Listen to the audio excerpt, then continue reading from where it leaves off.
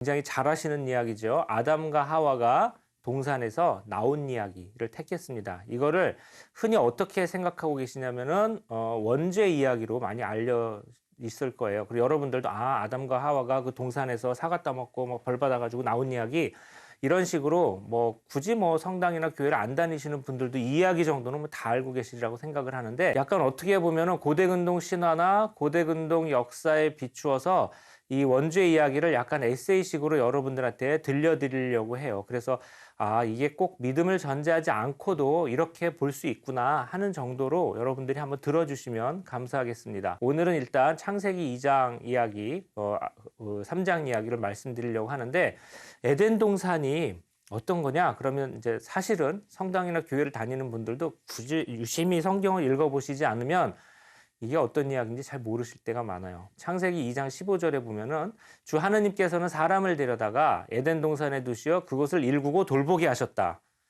그러니까 원죄를 짓기 전에도 노동은 있었던 거예요.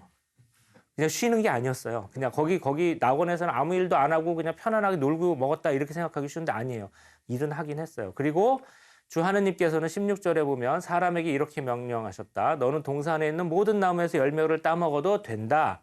그러나 선과 악을 알게 하는 나무에서는 따먹으면 안 된다. 그 열매를 따먹는 날 너는 반드시 죽을 것이다. 그래서 이제 그림 같은데 명화, 서양의 명화 이런 데 보면 사과를 따먹는데 사실은 성경 본문에 사과라는 말은 없어요. 선과 악을 알게 하는 나무를 따먹지 말라고 하셨고, 그리고 이 나무를 따먹는 날 죽을 것이다. 그러면 그전에는 영생을 했나요? 그것도 사실은 명확하게 나와 있지 않아요. 이 신화적인 이야기의 특징이에요. 이렇게 디테일이 잘 안 맞기도 하고 우리가 평소에 아는 거하고는 조금 다를 수도 있어요. 그래서 이제 처음에 사람들은 하느님하고 아무 문제가 없었어요. 잘 살았어요. 그랬는데 어느 날 뱀이 여자한테 나왔다고 그래요. 그러면서 이제부터 스토리가 시작이 되는 거예요. 뱀이 여자한테 말하였다. 따먹어도 너희는 결코 죽지 않는다. 너희가 그것을 먹는 날 오히려 너의 눈이 열려서 하느님처럼 되어서 선과 악을 알게 될 줄을 하느님께서 아시고 그렇게 말씀하신 것이다. 이 말 참 묘해요. 사실은 나중에 안 죽었거든요. 그리고 선과 악을 알게 돼요. 뱀의 말이 어떻게 보면 맞았어요. 그런데 이게 굉장히 좀 부정적으로 그려져요. 그리고 나서 3장 7절에 보시면 그러자 그 둘은 눈이 열려서 이제 따먹고 난 다음에 자기들이 알몸인 것을 알고 무화과나무 잎을 엮어서 두렁이를 만들어서 이제 몸을 가렸다. 이걸 보면은 뱀이 확실히 어떤 지혜를 알려주긴 한 것 같은데 그 지혜를 아는 게 그다지 긍정적으로 그려지지 않는다는 것을 알고 있어요. 그래서 사람들은 사실은 그 즉시 죽지는 않았고 자기들이 알몸인 것을 알게 되었어요. 그런 다음에 어떤 일이 이루어지느냐. 사실 에덴 동산에서는 그 이전에는 관계들이 다 좋았던 것 같은데 이제 관계들이 많이 다 허물어져요. 뱀하고 인간은 굉장히 안 좋은 관계로 넘어가요. 뱀은 이제 여인들과 함께 그 먼지가 구덩이에 밟고 뒤꿈치에 깔려 죽고 이런 얘기가 나오고, 여인은 임신의 고통을 얻게 되고 남편을 갈망할 것이고, 남자는 이제 노동을 해야 돼요. 이제 사람들은 영원히 살 수는 없을 것 같아요. 그리고 이 벌을 받아서 에덴 동산에서 나왔는데 에덴 동산에서 그러면 들어가고 싶을 사람도 있을 거 아니에요? 들어가고 싶은데 거기는 못 들어가요. 왜냐? 이제는 커룹과 번쩍이는 불칼, 아마 이게 번개 같은 것 같은데 그걸로 막혀 있어요. 그래서 이 세상이 열렸다는 거예요. 우리가 지금 사는 세상이.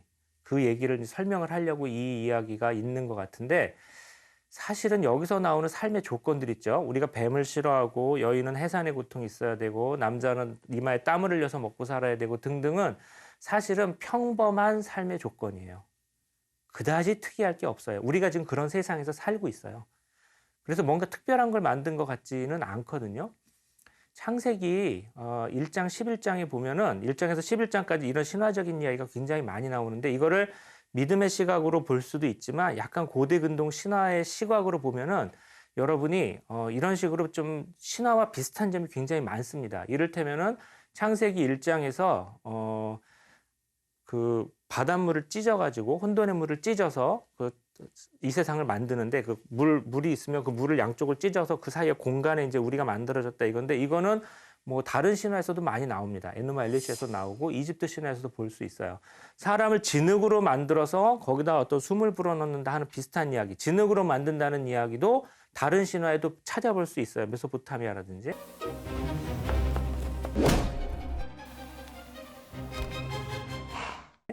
뱀이 등장해서 뭔가 사람한테 뭔가를 알려주려고 하거나 지혜와 관련된 일을 한다. 이것도 길가메시 서사시에 비슷한 게 있어요. 그래서 이런 신화들을 다 일일이 비교하면서 작은 표현 하나하나까지 무엇이 같고 무엇이 다른가 이렇게 연구하는 것도 사실은 재미있거든요. 사실은 이런 병행하는 요소들이 굉장히 많습니다. 그리고 이걸 학자들이 다 지금 연구를 하고 있고요. 그리고 이런 요소들이 고대 근동 신화에만 중요한 게 아니라 서양의 문명, 우리 인류 문명, 이게 유다교, 그리스도교, 이슬람을 통해 가지고 굉장히 많은 문명권을 이루고 있어서 이런 모티브들 하나하나를 굳이 믿음의 시각이 아니더라도 아는 건 굉장히 중요합니다. 근데 그렇게 뭐 병행하는 요소도 많고 그 모든 신화들이 그렇듯이 우리 인간의 삶의 조건이 어떻게 생겼나 이런 거 얘기해 주는 게 이 신화라고 한다면 그러면 창세기 신화는 뭐 별다를 것도 없는 거네요. 아니면 창세기 신화에 뭔가 독특한 점이 있습니까? 이렇게 물어볼 수가 있죠. 그러니까 독특한 점이 있어요. 이 신화만이 갖고 있는 굉장히 독특한 점이 있어요. 그게 뭐냐면 제가 그것도 여러 가지 학자들이 얘기가 있는데 이 시간에 여러분들한테 좀 대중적으로 쉽게 알 수 있는 거 하나를 말씀드리면 이거예요. 반신적인 영웅 아니면 괴수, 초인 이게 안 나와요. 창세기 신화에는. 희한하리만큼 안 나와요. 길가메시 서사시를 보잖아요. 그럼 거기는 아주 무서운 괴물 훔바바도 나오고요. 하늘의 황소도 나오고 아주 그냥 휘황찬란한 괴물들이 많이 나와요. 안주 신화라는 거 잘 모르시겠지만 메소포타미아 안주 신화 보면 괴조가 나오는데 이 괴조가 봉황처럼 큰 새예요. 이 괴조가 운명의 토판 그리고 모든 신들과 인간의 수명이 적혀있는 토판을 갖고 도망가는데 이 새를 못 잡아가지고 신들 중에서 누가 이 새를 잡을 것이냐 가지고 뭐 신들이 막 도망가고 이래요. 메소포타미아 쪽에도 이렇게 많지만 이집트로 가면 훨씬 더 많습니다. 거기 보면 신들이 무슨 뭐 이상한 동물 머리를 하고 인간의 몸을 하고 이런 식의 신들 굉장히 많거든요. 호루스, 토트 뭐 몇백 가지가 있을 정도로 굉장히 많은데 메소포타미아와 이집트 사이에 낀 이스라엘에는 안 나와요. 이런 괴수가 안 나와요. 초능력도 안 나와요. 그래서 이게 단촐한 신화예요. 굉장히 소박한 신화예요. 그럼 뭐가 나옵니까? 이 신화에는 굉장히 중요한 등장인물이 크게 두 개 있어요. 하나는 인간, 아담. 또 하나는 신, 엘로힘. 딱 이 두 개밖에 없어요. 나머지 요소가 찾으면 있어요. 뱀도 조금 나오는 것 같고 아까 돌아가는 길에 커룹도 지키고 있다고 하는데 얘네들은 굉장히 제한된 역할만 해요. 그래서 굳이 비유하자면 이 메소포타미아나 이집트 신화는 재밌어요. 보면 아주 휘황찬란하고 그리고 막 그 화려한 어떤 그런 판타지 무비 같다면 이스라엘의 창세기 이야기는 휴먼 드라마 같아요. 인간이 어떤 것인지 이런 걸 보여주려는 것 같아요. 그래서 메시지도 굉장히 간단해요. 이 큰 화려한 신화를 보게 되면 이 신은 이렇게 훌륭하구나. 이 신은 굉장히 멋있구나. 이렇게 괴수나 이런 것들이 많이 나오는 신화 보면 막 눈이 돌아가고 되게 재밌지만 이스라엘의 이 창세기 이야기를 읽으면 어떤 생각을 갖게 되냐면 인간은 신이 아니구나. 신과 인간은 분명히 다르구나. 그리고 대부분의 주석서라든지 학자들이 그렇게 얘기를 해요. 이 신화는 인간이 신이 될 수 없고 신이 인간이 아니다라는 그런 어떤 뚜렷한 구분점을 주는 것 같다라는 그런 느낌을 받아요. 제가 고대 근동 신화를 이제 번역도 하고 여러분들한테 강의도 가끔 하고 그러지만 그런 신화 얘기할 땐 재밌어요. 별별 게 다 나오니까. 근데 창세기 얘기가 들어가면 소박하거든요. 근데 창세기 이야기를 이렇게 고대 근동 문학과 이렇게 비교하면서 보게 되면 또 하나의 어떤 감정을 자연스럽게 가지게 돼요. 그 감정이 뭐냐면 이런 거예요. 인간 가운데 누구도 신의 피가 흐르지 않아요. 이거는 어떤 창세기에 있는 분들이 무슨 거 주장하는 것 같아요. 그러니까 우리는 사실은 피조물이에요. 인간 가운데 신의 후손은 없어요. 이거는 굉장히 평등한 이야기예요. 모든 인간은 다 똑같다는 거예요. 세상에는 어떻게 보면 저 멀리에 우리가 모르는 곳에 무슨 괴물도 있을 수 있고 영웅도 있을 수 있고 반신적인 존재도 있을 수 있고 그럴 수 있어요. 그렇지만 우리는 그건 잘 볼 수가 없어요. 그리고 세상에는 우리식 동양식으로 말하면 왕후장상의 씨가 없어요. 황제조차도 신의 자손이 아니에요.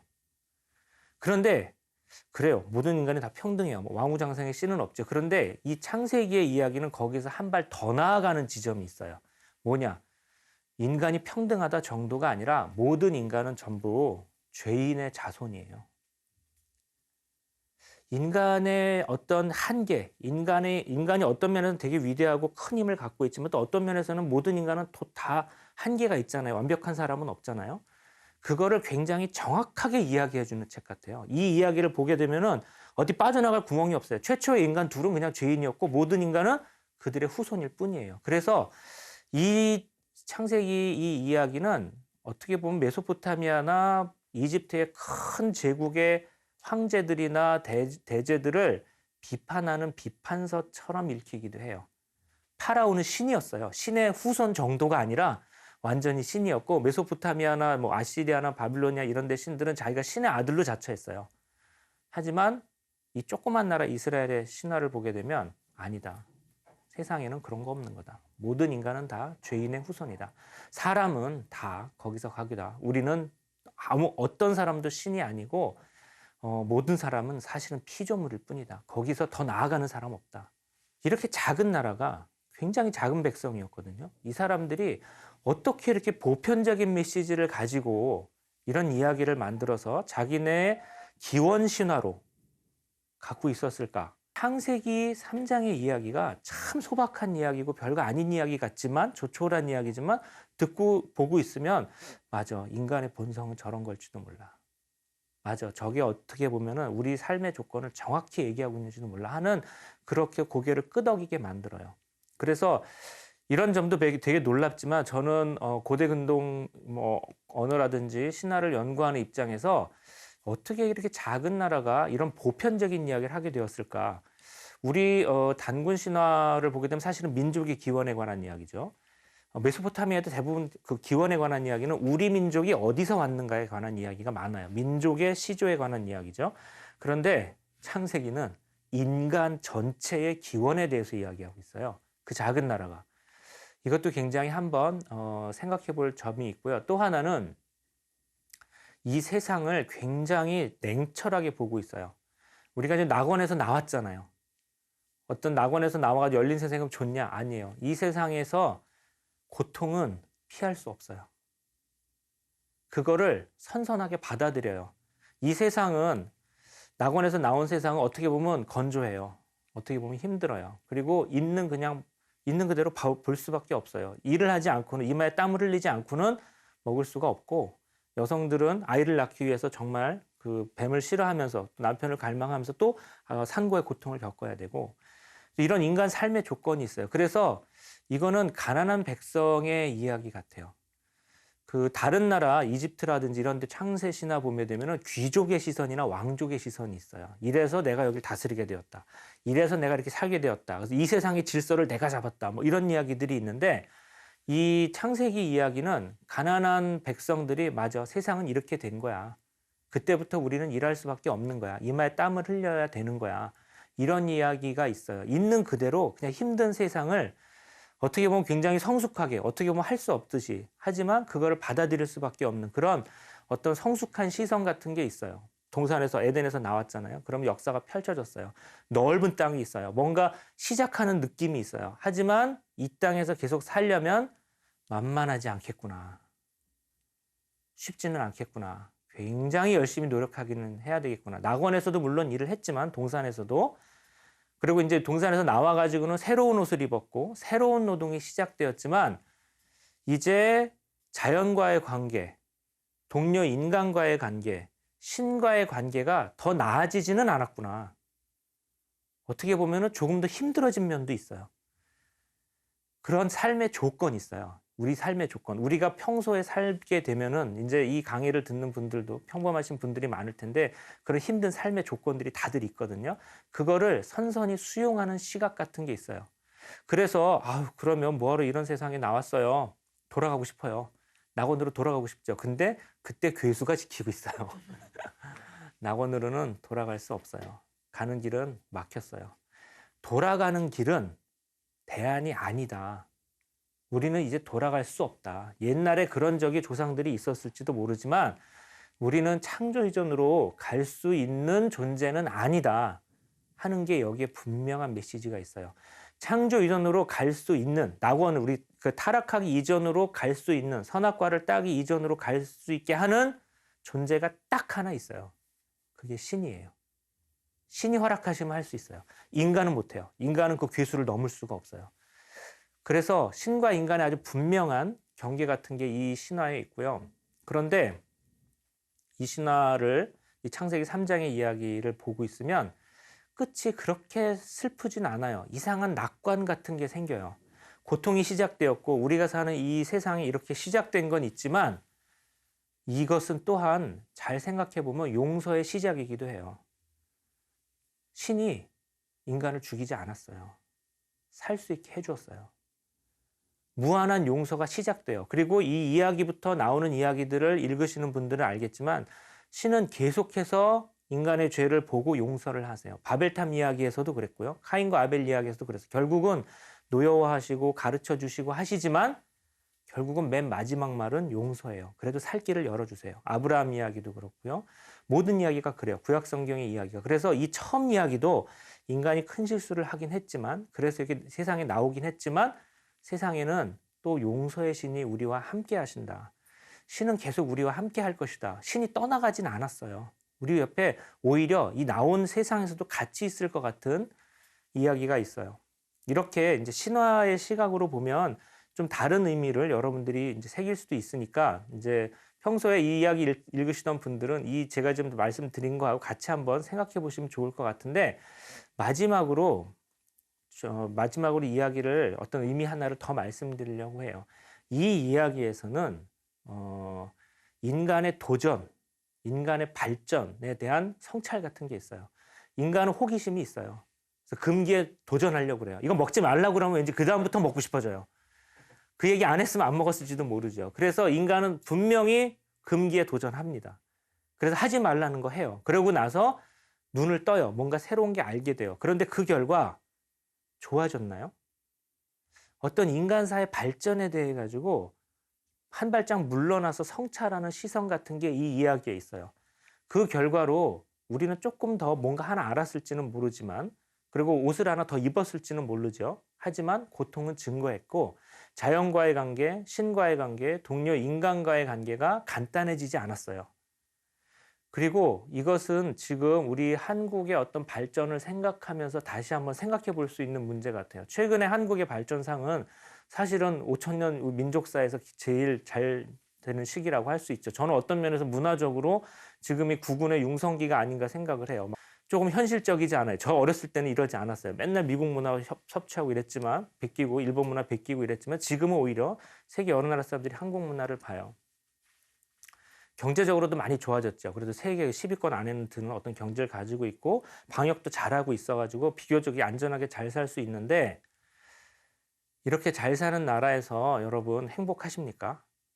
의미가 충만하십니까? 이런 이야기를 하는 것 같아요. 창세기 3장의 이야기는. 이거는 우리만 겪은 이야기가 아니에요. 다른 선진국들이 다 겪었던 거예요. 이런 세상에서 어떻게 살아야 합니까? 우리는 계속해가지고 금기에 도전할 겁니다. 뭔가 새로운 거 알아갈 겁니다. 하지만 그렇다고 해서 열리는 세상은 지금보다 더 의미가 충만하고 간단한 세상일 것 같지는 않습니다. 뭐가 조금 더 복잡한 세상일 것 같습니다. 그런 세상이 창조 때 열렸다는 얘기 같아요. 그러면은 이 세상을 어떻게 우리가 살아가야 되겠습니까? 땀 흘려야 되고 이 관계가 간단하지 않고 열심히 노력해야 되는 이 세상을 어떻게 살아가야 할 것인가 생각이 많이 들죠. 생각이 많이 들어요. 어떤 해답을 주기보다는 그런 생각을 함께 나누는 게 이 이야기의 말미 같고 이제 마무리로 맨 마지막에 말씀드리고 싶은 건 요즘에 이 창세기 3장의 낙원 이야기를 해석하는 어떤 새로운 트렌드의 해석에 대해서 말씀드리려고 하는데 요즘 많이 강조되는 건 인간이 낙원에서 나올 때 함께 나왔다는 거예요. 혼자 나온 게 아니에요. 공동체로 나왔어요. 남녀가 함께 나왔고요. 이제 이 다음 이야기에서 바로 이 나온 사람들이 아이를 낳고 공동체를 꾸려가요. 그렇다면 우리 인간은 낙원에서 함께 나와서 이런 조촐한 이런 이 삶의 조건이 아주 가혹하질 수도 있지만 또 우리가 더 살 수 있는 이러한 세상에서 같이 사는 존재예요. 우리 죄 때문에 이 세상에 나왔다고 해요. 하지만 이 세상을 또 같이 갈 수 있어요. 그리고 또 신이 동반한다고 하잖아요. 그렇게 보면은 이 이야기는 좋은 이야기일까요? 나쁜 이야기일까요?